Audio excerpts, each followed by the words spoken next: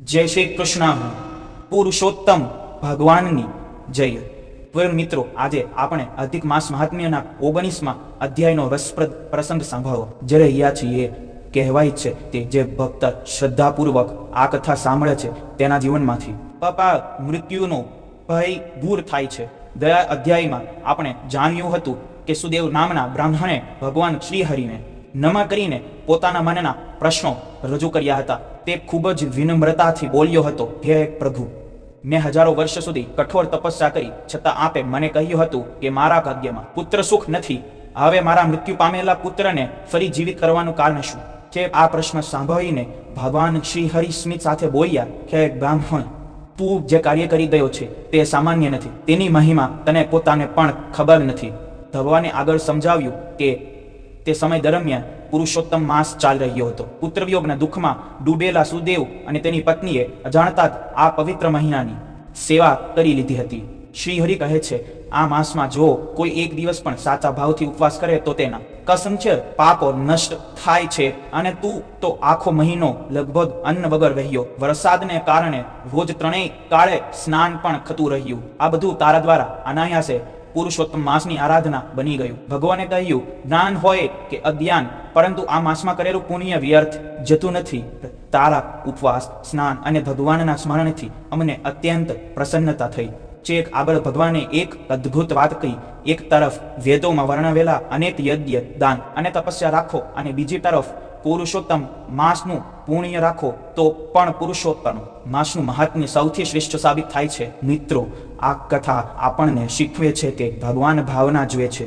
ઘણીવાર અજાણતા પણ કરેલું સત્કર્મ જીવનમાં અદ્ભુત ફળ આપી જાય છે. અધિક માસ મહાત્મ્ય અધ્યાય 19 ભાગ 2 નવી રજૂઆત. મિત્રો, ભગવાન શ્રીહરિએ સુદેવ બ્રાહ્મણને સમજાવ્યું કે જ્યારે દેવતાઓએ અનેક યજ્ઞ, તપ અને પુણ્ય કર્મોની તુલના પુરુષોત્તમ માસ સાથે કરી, ત્યારે પુરુષોત્તમ માસનું પુણ્ય સૌથી શ્રેષ્ઠ સાબિત થયું. તેથી જ પૃથ્વી પર રહેતા ભક્તો આ પવિત્ર મહિનાનું વિશેષ પૂજન કરે છે. ભગવાને કહ્યું, હે બ્રાહ્મણ, જે મનુષ્યને માનવ જન્મ મળ્યો હોવા છતાં પુરુષોત્તમ માસમાં સ્નાન, દાન, જપ, ઉપવાસ અને ભક્તિનો લાભ નથી લેતો, તે પોતાના જીવનનું મોટું સૌભાગ્ય ગુમાવે છે. પરંતુ જે ભક્ત શ્રદ્ધા અને ભક્તિથી આ મહિનાની સેવા કરે છે તે ભગવાનને અતિ પ્રિય બની જાય છે. આ ઉપદેશ આપીને ભગવાન શ્રીહરિ ગરુડજી પર આરૂઢ થઈ પોતાના દિવ્ય ધામ વૈકુંઠ તરફ પ્રસ્થાન કરી ગયા. બીજી તરફ સુદેવ અને તેમની પત્ની પોતાના પુત્રને ફરી જીવંત જોઈને આનંદથી ઘાય ગયા. તેઓ વિચારવા લાગ્યા કે અજાણતા થયેલી પુરુષોત્તમ માસની આરાધનાએ એટલું અદ્ભુત ફળ આપ્યું કે મૃત્યુ પામેલો પુત્ર પણ પાછો મળી ગયો. આ ઘટનાએ તેમના હૃદયમાં આ પવિત્ર મહિના પ્રતિ અખંડ શ્રદ્ધા જગાવી. ત્યારબાદ તેમણે નિયમિત રીતે પુરુષોત્તમ માસનું વ્રત, જપદાન અને ભગવાન વિષ્ણુની ભક્તિ શરૂ કરી. ધીમે ધીમે તેમની ભક્તિ એટલી ગાઢ બની ગઈ કે તેઓએ ફળની ઈચ્છા છોડીને માત્ર ભગવાનના પ્રેમમાં જ જીવન સમર્પિત કરી દીધું. સમય પસાર થતો ગયો. સુદેવ બ્રાહ્મણ અને તેમની પત્નીએ લાંબુ આયુષ્ય ભોગવ્યું અને હંમેશા ધર્મ, પસાર ભક્તિના માર્ગ પર ચાલ્યા. અંતે ભગવાનની કૃપાથી તેઓએ તે દિવ્ય લોક પ્રાપ્ત કર્યો, જેની પ્રાપ્તિ મહાન યોગીઓ માટે પણ અતિ દુર્લભ માનવામાં આવે છે. ત્યાં દિવ્ય સુખોનો અનુભવ કર્યા પછી તેઓ ફરી પૃથ્વી પર જન્મ પામ્યા. પોતાના પૂર્વ જન્મના પુણ્યના પ્રભાવથી સુદેવ એક પરાક્રમી અને સમૃદ્ધ રાજા તરીકે પ્રસિદ્ધ થયા. જ્યારે તેમની પૂર્વ જન્મની પત્ની ગૌતમી જ તેમની મહારાણી બની. આ બધું પુરુષોત્તમ માસની ભક્તિ, પૂજન અને ભગવાન પ્રત્યેની આડદક શ્રદ્ધાનું ફળ હતું. તથા સંદેશ પુરુષોત્તમ માસમાં કરેલી નિષ્ઠાપૂર્વકની ભક્તિ જીવનના દુઃખો દૂર કરીને આધ્યાત્મિક અને લૌકિક બંને પ્રકારના કલ્યાણનો માર્ગ ખોલે છે. અધિક માસ મહાત્મ્ય નવી રજૂઆત. જેરિયુસ કન્ટેન્ટ રદર. મિત્રો, ઋષિએ રાજાને કહ્યું, હે રાજન, તમે જે પ્રશ્નો પૂછ્યા હતા તેના તમામ જવાબો હું આપી ચૂક્યો છું. હવે આ કથાનો એક વધુ રસપ્રદ પ્રસંગ સાંભળો. પૂર્વ જન્મમાં સુખદેવ નામે પ્રસિદ્ધ થયેલો પુત્ર, જેને ભગવાન શ્રીહરિએ જીવનદાન આપ્યું હતું, તેણે લાંબુ આયુષ્ય ભોગવ્યું અને અંતે વૈકુંઠ ધામ પ્રાપ્ત કર્યું. સમયના ચક્રથી એક દિવસે પોપટ સ્વરૂપે એક વિશાળ વૃક્ષ પર નિવાસ કરતો હતો. ત્યાં તેને પોતાના પૂર્વ જન્મના પિતાની જ્યારે રાજા તરીકે જન્મ પામ્યા હતા સંસારના મોહમાં ડૂબેલા જોયા. પિતાની આ સ્થિતિ જોઈ તેના હૃદયમાં કરુણા જાગી. તે વિચારવા લાગ્યો, જો હું મારા પિતાને સત્ય અને જ્ઞાનનો માર્ગ ન બતાવું તો પુત્ર તરીકેનું મારું કર્તવ્ય અધૂરું રહેશે. સાચો પુત્ર તો એ જ કહેવાય જે પોતાના માતા પિતાને અજ્ઞાન અને દુઃખમાંથી બહાર લાવે. આવો નિશ્ચય કરીને તેણે રાજાને ધર્મ, ભક્તિ અને જીવનના સાચા માર્ગનો ઉપદેશ આપ્યો. અંતે તેણે કહ્યું, હે રાજન, હવે મેં તમને બધું કહી દીધું છે. હવે હું પવિત્ર સરયુ નદી તરફ પ્રસ્થાન કરું છું. બીજો પ્રસંગ, એક ગામમાં એક યુવતી પાણી ભરવા કૂવા પર ગઈ હતી. ત્યાં એક દિવ્ય સ્ત્રી બેઠી હતી. તેણે પ્રેમથી કહ્યું, બહેન, થોડો સમય કાઢીને મારી વાત સાંભળી જા. પણ યુવતીએ ઉતાવળમાં તે વાતને અવગણી દીધી અને ઘરે પાછી આવી. ઘરે પહોંચતા તેણે જોયું કે તેની કિંમતી સાડી ફાટી ગઈ છે અને ચમકતો ધાતુમાં ધબો સામાન્ય માટીના ઘડામાં બદલાઈ ગયો છે. આ અચાનક બદલાવ જોઈ તે આશ્ચર્યમાં પડી ગઈ. સાસુએ પૂછ્યું, વહુ, આજે શું બન્યું? ત્યારે વહુએ કૂવા પર બનેલી આખી ઘટના કહી. તે સમજાઈ ગઈ કે તેણે એક પવિત્ર અવસર ગુમાવ્યો હતો. બીજા દિવસે સાસુ એ જ કૂવા પર ગઈ. ત્યાં ફરી તે દિવ્ય સ્વરૂપ ધરાવતી માતા બેઠેલી હતી. તેમણે સાસુને પણ ભક્તિભરી કથા સાંભળવા આમંત્રણ આપ્યું. સાસુએ આનંદથી કહ્યું, માતા, હું તો તમારી વાત ધ્યાનથી સાંભળવા તૈયાર છું. ત્યારબાદ માતાએ શ્રીરામના સ્મરણથી ભરેલી એક પવિત્ર કથા અને ભજનનો ઉપદેશ આપ્યો.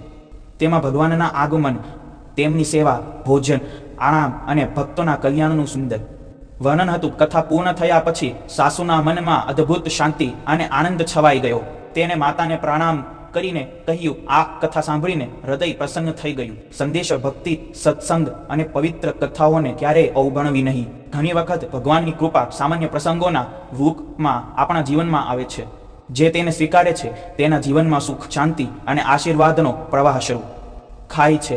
સીતા માતાના નિત્ય સ્મરણની કથા. મિત્રો, રાજાએ મહર્ષિ વાલ્મીકીને નમન કહીને તેમની મહિમાનો ગાન કર્યો. ત્યારબાદ તેણે અનેક પ્રશ્નો પૂછ્યા અને ઋષિએ પ્રેમપૂર્વક તેના જવાબ આપ્યા. આ દિવ્ય સંવાદ પછી શું બન્યું તેની કથા આગળના પ્રસંગમાં આવે છે. એક વખત ભગવાન શ્રીરામને કોઈ મહત્વપૂર્ણ કાર્ય માટે અયોધ્યાથી બહાર જવાનું હતું. ત્યારે સીતાજીએ પ્રેમથી કહ્યું, પ્રભુ, હું ઘણા વર્ષોથી રોજ ભક્તિ કરી, કથા અને સ્મરણનો નિયમ પાળું છું. આપ થોડા દિવસ માટે બહાર જશો તો હું આ પવિત્ર કથા કોને સંભળાવું? ભગવાન શ્રીરામે હસતા કહ્યું, જનકનંદિની, તમે ગામના કૂવા પાસે જાઓ. ત્યાં પાણી લેવા આવતી સ્ત્રીઓને આ પવિત્ર વાતો સંભળાવજો. જે કોઈ શ્રદ્ધાથી સાંભળશે તેને કલ્યાણ પ્રાપ્ત થશે. હે શ્રીરામના આ શબ્દો સાંભળીને સીતાજી કૂવા પાસે જઈ બેઠા. થોડા સમય પછી એક સ્ત્રી ત્યાં આવી. તેણે ખૂબ જ કિંમતી વસ્ત્રો પહેર્યા હતા અને હાથમાં સુંદર ધાતુનો ઘડો હતો. સીતાજીએ તેને પ્રેમથી કહ્યું, બહેન, થોડો સમય કાઢીને મારી આ પવિત્ર કથા સાંભળી જા. પરંતુ તે સ્ત્રીએ ઉતાવળ બતાવી. તેને જવાબ આપ્યો, મારે જલ્દી ઘરે પહોંચવું છે, નહીં તો ઘરના લોકો નારાજ થશે. આમ કહીને તે કથા સાંભળ્યા વગર જતી રહી. ઘરે પહોંચતા તેને અચાનક જણાયું કે તેની સુંદર સાડીનું તેજ ગાયબ થઈ ગયું છે અને કિંમતી ઘડો પણ સામાન્ય દેખાવા લાગ્યો છે. આ જોઈને તે ચિંતિત થઈ ગઈ. બીજે દિવસે તેની સાસુ એ જ માર્ગે કૂવા તરફ ગઈ. ત્યાં બેઠેલી દિવ્ય સ્ત્રીએ તેને પણ કથા સાંભળવા આમંત્રણ આપ્યું. સાસુએ આનંદથી સ્વીકાર્યું અને ધ્યાનપૂર્વક આખી કથા સાંભળી. જ્યારે તે ઘરે પરત ફરી ત્યારે જાણે બધું ફરી શુભ અને સુંદર બની ગયું હતું. આ જોઈને વહુ આશ્ચર્યમાં પડી ગઈ. તેણે સાસુને પૂછ્યું, માજી, આ બદલા કેવી રીતે આવ્યો? સાસુએ જવાબ આપ્યો, બેટા, જ્યાં ભક્તિ અને શ્રદ્ધા હોય ત્યાં ભગવાનની કૃપા વસે છે. તે કૂવા પાસે બેઠેલી સ્ત્રી કોઈ સામાન્ય ન હતી. તે તો દિવ્ય શક્તિનું સ્વરૂપ હતી. તેમની કથા સાંભળવાથી મને, ઘર અને જીવનમાં શુભતા આવે છે. આ સાંભળીને વહુના મનમાં પણ કથા સાંભળવાની ઈચ્છા જાગી. તેણે વિનંતી કરી, માજી, મને પણ એ પવિત્ર વાતો સંભળાવો. ત્યારબાદ સાસુએ ભક્તિપૂર્વક ભગવાન શ્રી રામના સ્મરણથી ભરેલી કથા અને પ્રાર્થના સંભળાવી. વહુએ ખૂબ એકાગ્રતાથી સાંભળ્યું અને તેના હૃદયમાં પણ ભક્તિનો પ્રકાશ ફેલાઈ ગયો. તે દિવસથી સાસુ અને વહુ બંને રોજ સવારે વહેલા ઉઠતા, સ્નાન કરીએ, ભગવાનની પૂજા કરતા અને ત્યારબાદ આ પવિત્ર કથા તથા સ્મરણનો નિયમિત પાઠ કરતા. એક દિવસ તેમની પડોશણ કોઈ કામથી તેમના ઘરે આવી. તેણે આશ્ચર્યથી પૂછ્યું, તમે રોજ સવારથી એટલા વ્યસ્ત શું રહો છો? ત્યારે સાસુ અને વહુએ સ્મિત સાથે જવાબ આપ્યો, અમે દિવસની શરૂઆત ભગવાનના સ્મરણથી કરીએ છીએ. પહેલા પૂજા, પછી કથા અને ત્યારબાદ ઘરકામ. આ નિયમથી મનને શાંતિ મળે છે અને ઘરમાં સુખર સમૃદ્ધિનો અનુભવ થાય છે.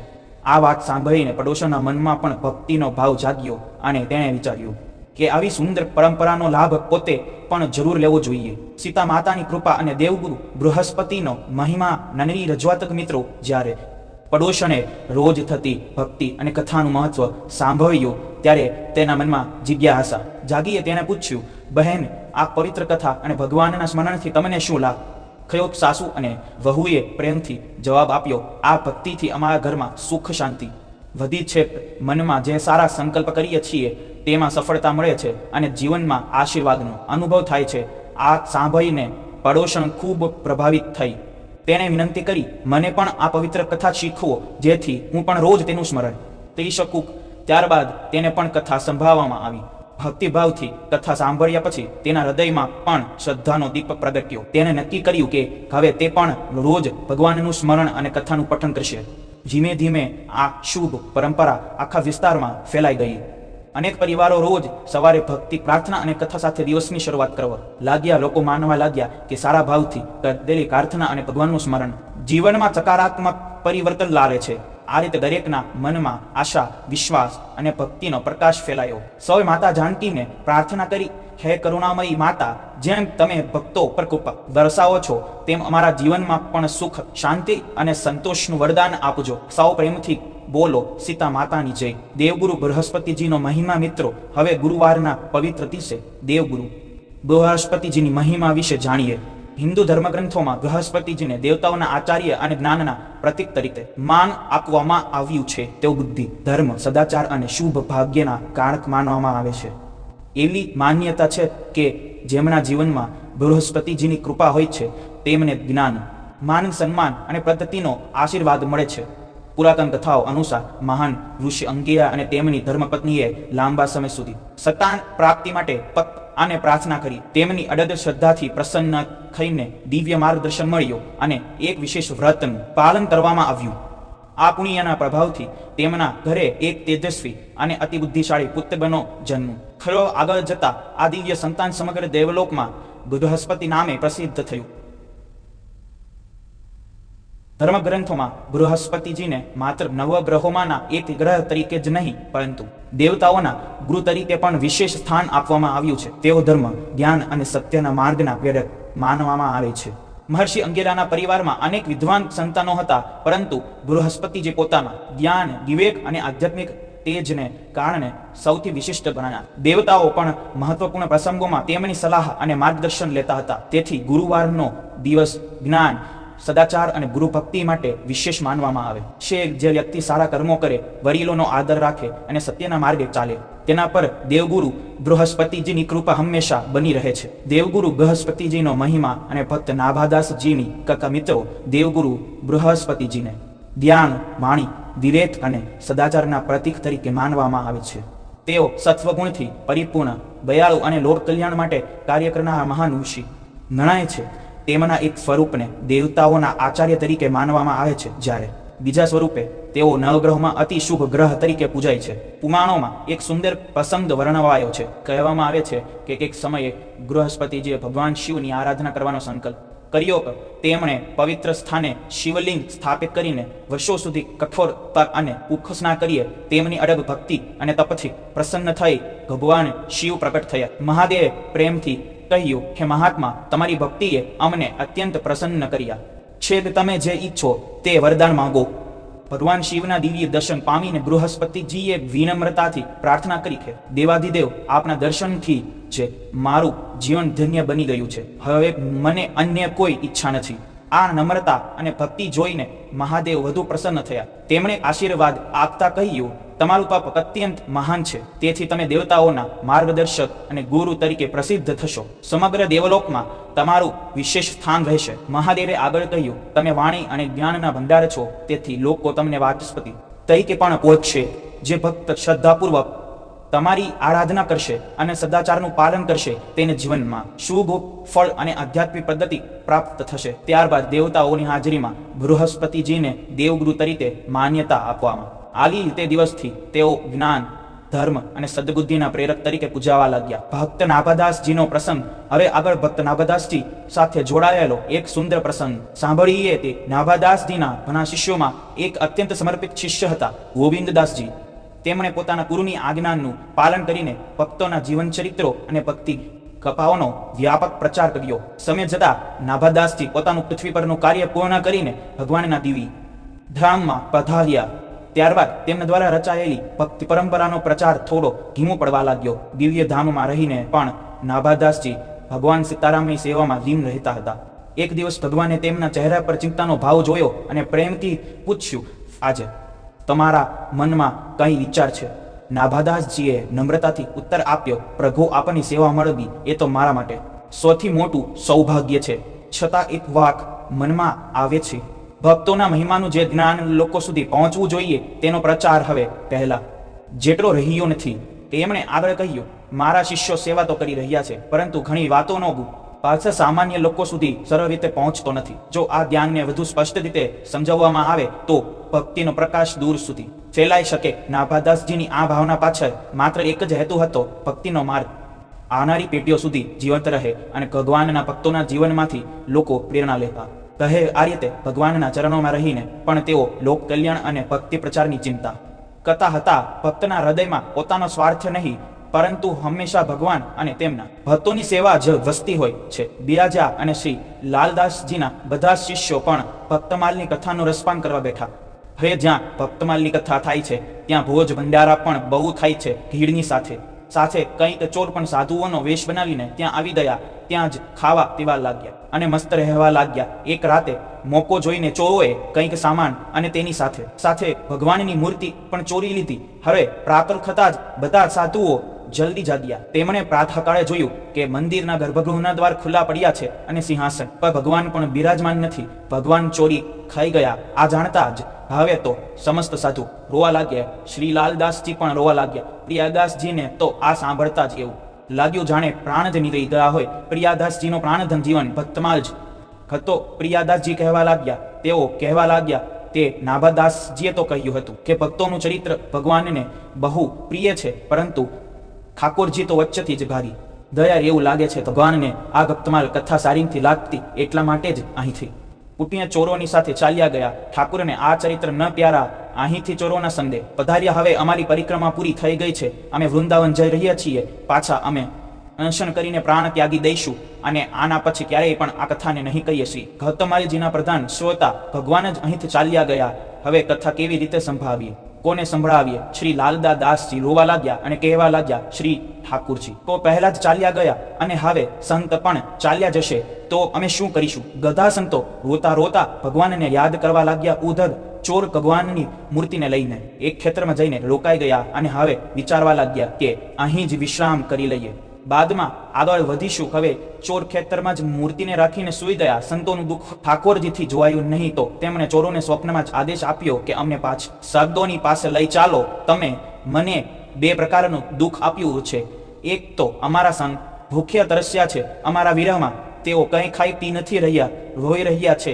ઉદય તેઓ ખુદ ભૂખ્યા છે અને અમે અહીં ભૂખ્યા છીએ. અને બીજું, અમને ભક્તમાલ કથા સાંભળવો નથી મળી રહી. તમે અમને બે પ્રકારના દુઃખ આપ્યા છે, એટલા માટે હું તમને 4 પ્રકારના દુઃખ આપીશ. હવે તો સ્વપ્નમાં આ આદેશ થયો તો ચોર બહુ ડરી ગયા. કહેવા લાગ્યા, ભાઈ અમે હજી બહુ દૂર નથી આવ્યા, ચાલો ઠાકોરજીને પાછા લઈને ચાલીએ. હવે ઠાકોરજીનો ડોલો સજાવીને ચોર લાલદાસજીના સ્થાન તરફ નાચતા ગાતા કીર્તન કરતા ચાલવા લાગ્યા. ખોડલના જે એક બ્રાહ્મણ દેવતાએ આ વાત પ્રિયાદાસજી અને સંતોને બતાવી પછી તો સમસ્ત સંત ઠાકોર આનંદમાં હરિ નામનું કીર્તન કરવા લાગ્યા અને ઠાકોરજીનું સ્વાગત કરવા ચાલ્યા. દયા શ્રી પ્રિયાદાસજીના ચરણોમાં દંડવત કરીને ચોરોએ કહ્યું કે અત્યાર સુધી અમે ચોરી કરવા માટે સાધુ બન્યા હતા, પરંતુ હવે સંતોના ચરણોના દાસ બનેલા રહીશું. હવે અમે સાચા સાધુ બનીશું વળી સંતોની કૃપાથી. અને ચોરોએ ભગવાનના સ્વપ્નમાં પણ તો દર્શન કર્યા છે. ભગવાનને સંત અને ભક્તમાલ અતિ પ્રિય છે. હવે અમે સંત સેવામાં લાગેલા રહેવા માંગીએ છીએ. ચોરોએ આ પ્રકારે શ્રી પૂજ્ય લાલદાસજી મહારાજની શરણ ગ્રહણ કરી અને તેઓ બધા તેમના શિષ્ય થઈ ગયા. શ્રી વૃંદાવનમાં એક દિવસ શ્રી પ્રિયાદાસજી ભક્તમાલજીની કથા કહી રહ્યા હતા. અલવર રાજસ્થાનનો એક વૈશ્ય વ્યાપારી વ્યક્તિ શ્રી પ્રિયાદાસજીની ભક્તમાલ કથા શ્રવણ કરવા માટે બેસી ગયો. તેને શ્રી ભક્તમાલમાં વર્ણિત સંત સેવા, વૈષ્ણવ સ્વરૂપ નિષ્ઠા, ધામ નિષ્ઠા, નામ નિષ્ઠા સાંભળીને બહુ અદ્ભુત આનંદ થયો.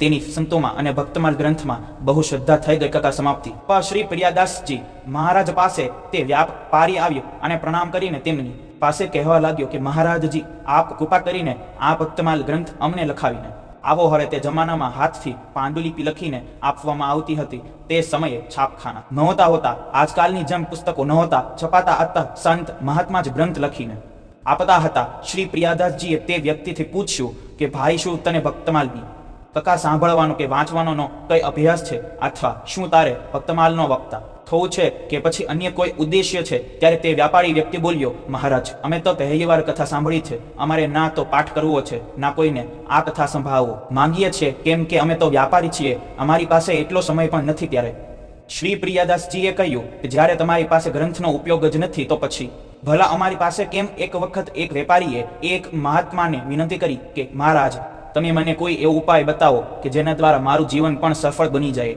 હું દિવસભર ઘર, પરિવાર અને વેપારની જવાબદારીઓમાં જ વ્યસ્ત રહું છું. સાધુઓ સંતોના સત્સંગનો અવસર ભાગ્યે જ મળે છે. મહાત્માએ તેને ભજન અને સાધનાની વાત સમજાવી. ત્યારે વેપારીએ નમ્રતાથી કહ્યું, મહારાજ, ભલે હું નિયમિત ભજન ન કરી શકું, પરંતુ મને એક વાતમાં અડદ વિશ્વાસ છે. જેમ પવિત્ર ગ્રંથોમાં ભગવાનનો નિવાસ માનવામાં આવે છે, તેમ સંતોના જીવન ચરિત્રો અને મહિમાથી ભરેલા ગ્રંથોમાં પણ સંતોની કૃપા વસે છે.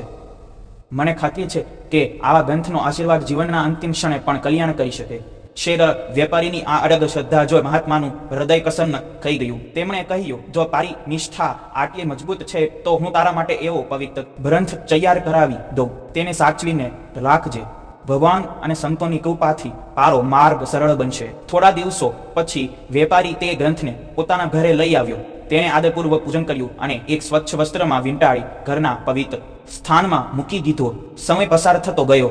ધંધો, પરિવાર અને રોજિંદા કાર્યોમાં તે એટલો વ્યસ્ત થઈ ગયો કે ગ્રંથની નિયમિત સેવા કે પૂજા ન કરી શક્યો. છતાં તેના મનમાં તેની પ્રત્યેનો વિશ્વાસ યથાવત રહ્યો. તેણે પોતાના સંતાનોને વારંવાર એક વાત યાદ કરાવી હતી, જ્યારે મારા જીવનની છેલ્લી ઘડીઓ આવે ત્યારે આ પવિત્ર ગ્રંથ મારા હૃદય પર જરૂર રાખજો. આ મારા માટે સૌથી મોટી સંપત્તિ છે. વર્ષો વીત્યા, વૃદ્ધાવસ્થાએ શરીરને નબળું બનાવી દીધું. એક દિવસ અંતિમ સમય નજીક આવ્યો. ગળામાં કફ ભરાઈ જવાથી વેપારી બોલી શકતો ન હતો. તેને હાથના ઈશારાથી પોતાના પુત્રોને કંઈક સમજાવવાનો પ્રયત્ન કર્યો. પુત્રો તરત સમજી ગયા કે પિતાજી એ જ પવિત્ર ગ્રંથની વાત કરી રહ્યા છે. તેઓએ બોખલામાંથી ગ્રંથ લાવી ખૂબ આદરથી તેમના હૃદય પર પધરાવ્યો. જેમ જ તે ગ્રંથનો સ્પર્શ થયો, તેમ વૃદ્ધના ચહેરા પર અજોડ શાંતિ છવાઈ ગઈ. થોડા સમયથી બંધ થયેલી વાણી ફરી સ્પષ્ટ થવા લાગી. આંખોમાં ભક્તિના આંસુ ઝળહળી ઉઠ્યા અને તેમના મુખમાંથી ભગવાનના પવિત્ર નામનો ઉચ્ચાર થવા લાગ્યો. સમગ્ર ઘરનું વાતાવરણ ભક્તિ અને શાંતિથી ભરાઈ ગયું અને સૌને એવો અનુભવ થયો કે સંતોની કૃપા અને ભગવાનની અનંત દયા તે ક્ષણે ત્યાં વરસી રહી હતી. વૃદ્ધ વેપારીના હોઠ પર અચાનક ભગવાનના નામની ધારા વહેવા લાગી. હરે કૃષ્ણ, હરે કૃષ્ણ, તહ ગોવિંદ ગોપાલ. તે એવા મધુર નામોચ્ચારથી આખું ઘર ગુંજી ઉઠ્યું. થોડા સમય પહેલા સુધી તેના ચહેરા પર ભય અને વ્યાકુળતા સ્પષ્ટ દેખાતી હતી. તેને એવું લાગતું હતું કે ભયાનક દૂત તેની સામે ઊભા છે અને તેને કષ્ટ આપી રહ્યા છે. પરંતુ જેમ જ પવિત્ર ગ્રંથ તેના હૃદય પર પધરાવવામાં આવ્યો, તેમ જ તેનું મન શાંત થઈ ગયું અને તે ભયંકર દ્રશ્યો અદૃશ્ય થઈ ગયા. આ પરિવર્તન જોઈ તેના પુત્રો આશ્ચર્યમાં પડી ગયા. તેમણે પૂછ્યું, પિતાજી, હમણાં સુધી તો તમે ભારે પીડામાં દેખાતા હતા, પરંતુ હવે તમારા ચહેરા પર અદ્ભુત આનંદ દેખાય છે. શું તમને કઈ દિવ્ય અનુભવ થયો છે? કે વેપારીએ ધીમી પરંતુ સ્પષ્ટ વાણીમાં જવાબ આપ્યો, બેટા, થોડા સમય પહેલા હું ભારે ભયમાં હતો. મને અંધકારમય દ્રશ્યો દેખાતા હતા અને મારું મન ખૂબ વ્યાકુળ હતું. પરંતુ જેમ જ તમે આ પવિત્ર ગ્રંથ મારા હૃદય પર મૂક્યો, તેમજ બધો ભય દૂર થઈ ગયો. હવે મારી સામે દિવ્ય સંતો અને મહાત્માઓના દર્શન થઈ રહ્યા છે. તેઓ મને પ્રેમથી બોલાવી રહ્યા છે અને ભગવાનના ચરણોમાં લઈ જવા માટે તૈયાર ઊભા છે. પછી તેણે પોતાના પરિવારજનોને કહ્યું, મારા વિયોગમાં શોક ન કરશો. જીવનનો અંત એ અંત નથી, પરંતુ એક નવી યાત્રાની શરૂઆત છે. તમે સૌ હંમેશા ભગવાનના નામમાં શ્રદ્ધા રાખજો અને સત્સંગનો માર્ગ ક્યારેય છોડશો નહીં. ઘરમાં આ પવિત્ર ગ્રંથનું સન્માન જાળવી રાખજો અને આવનારી પેઢીઓને પણ તેની મહિમા સમજાવજો. આટલું કહીને વૃદ્ધ વેપારીએ ભગવાનના નામનું સ્મરણ ચાલુ રાખ્યું. ધીમે ધીમે તેની શ્વાસગતિ મંદ થવા લાગી, પરંતુ તેના ચહેરા પરની પ્રસન્નતા જરા પણ ઓછી ન થઈ. અંતે ભગવાનના નામનો જાપ કરતા કરતા તેણે શાંતિપૂર્વક પોતાના પ્રાણ ત્યાગ્યા. પરિવારના સભ્યોને એવું અનુભવાયું કે જાણે સમગ્ર વાતાવરણ કોઈ અજાણી દિવ્યતા અને શાંતિથી ભાઈ ગયું હોય. પછી આ અદ્ભુત ઘટના દૂર દૂર સુધી પ્રસિદ્ધ થઈ. અનેક લોકો એ પરિવાર પાસે આવીને આ પ્રસંગ વિશે પૂછવા લાગ્યા. સૌ એક જ વાત અનુભવી કે શ્રદ્ધા, ભક્તિ અને સંતોના મહિમા પ્રત્યેનો વિશ્વાસ મનુષ્યના જીવનને નવી દિશા આપી શકે છે. આ પ્રસંગ એ સંદેશ આપે છે કે મહાન સંતોના ચરિત્રો, તેમની વાણી અને તેમના જીવનના આદર્શો માત્ર વાંચવા માટે નથી, પરંતુ જીવનમાં ઉતારવા માટે છે. જે ઘરમાં ભગવાનનું સ્મરણ, સત્સંગની વાતો અને પવિત્ર ગ્રંથોનું સન્માન થાય છે, ત્યાં સકારાત્મકતા અને આધ્યાત્મિક શક્તિનો પ્રવાહ સતત રહેતો રહે છે. પ્રિય ભક્તો, આજનો આ પવિત્ર પ્રસંગ અહીં પૂર્ણ થાય છે. હવે આગળ ભગવાનના દિવ્ય ઉપદેશોનું શ્રવણ કરીએ.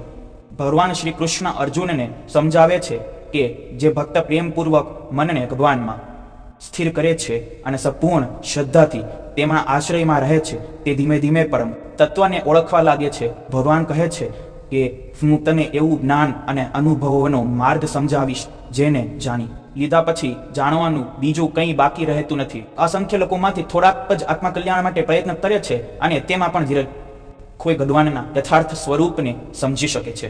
સમગ્ર જગત પૃથ્વી, જળ, અગ્નિ, વાયુ, આકાશ, મન, બુદ્ધિ અને અહંકાર જેવા તત્વોથી વસાયેલું છે, પરંતુ આ બધાથી પરમ અને સર્વવ્યાપક તત્વ ભગવાનનું જ છે. ભગવાન આગળ સમજાવે છે કે પ્રકૃતિના 8 મુખ્ય તત્વો પૃથ્વી, જળ, અગ્નિ, વાયુ, આકાશ, મન, બુદ્ધિ અને અહંકાર મારી ભૌતિક શક્તિના વિવિધ સ્વરૂપો છે. પરંતુ આ ઉપરાંત એક બીજી દિવ્ય શક્તિ પણ છે જે જીવાત્માના રૂપમાં સમગ્ર જગતમાં ચેતના અને જીવનનું સંચાલન કરે છે. આ જ ચૈતન્ય શક્તિના કારણે દરેક પ્રાણીમાં જીવંતતા દેખાય છે. હે અર્જુન, આ સમગ્ર સૃષ્ટિ આ બંને શક્તિઓના આધાર પર કાર્યરત છે. જગતની ઉત્પત્તિ, સ્થિતિ અને અંતિમ વિલયનું મૂળ કારણ પણ હું જ છું. નાણાં સિવાય કોઈ સ્વતંત્ર પરમ આધાર નથી. જેમ દોરામાં મોતી ગૂંથાયેલા હોય છે અને દોરો દેખાતો ન હોવા છતાં બધાને એક સાથે જોડી રાખે છે, તેવી જ રીતે સમગ્ર બ્રહ્માંડ મારી શક્તિથી જ ટકેલું છે. જળમાં જે તૃપ્તિ આપતો સ્વાદ છે, સૂર્ય અને ચંદ્રમાં જે પ્રકાશ છે, વેદોમાં જે પવિત્ર પ્રણવ ધ્વનિ છે, આકાશમાં જે શબ્દનું અસ્તિત્વ છે અને મનુષ્યમાં જે સાહસ અને પુરુષાર્થ છે, તે બધામાં હું જ પ્રગટ છું. પૃથ્વીની સુગંધ, અગ્નિનું તેજ, દરેક જીવમાં રહેલી જીવન શક્તિ અને તપસ્વીઓની તપસ્યા, આ બધું મારી જ અભિવ્યક્તિ છે. સર્વ પ્રાણીઓના અસ્તિત્વનું મૂળ બીજ પણ હું જ છું. બુદ્ધિશાળી વ્યક્તિની બુદ્ધિ, પ્રતિભાશાળીનું તેજ અને શક્તિશાળીમાં રહેલું નિષ્કામ બળ પણ મારા જ પ્રભાવથી પ્રગટ થાય છે.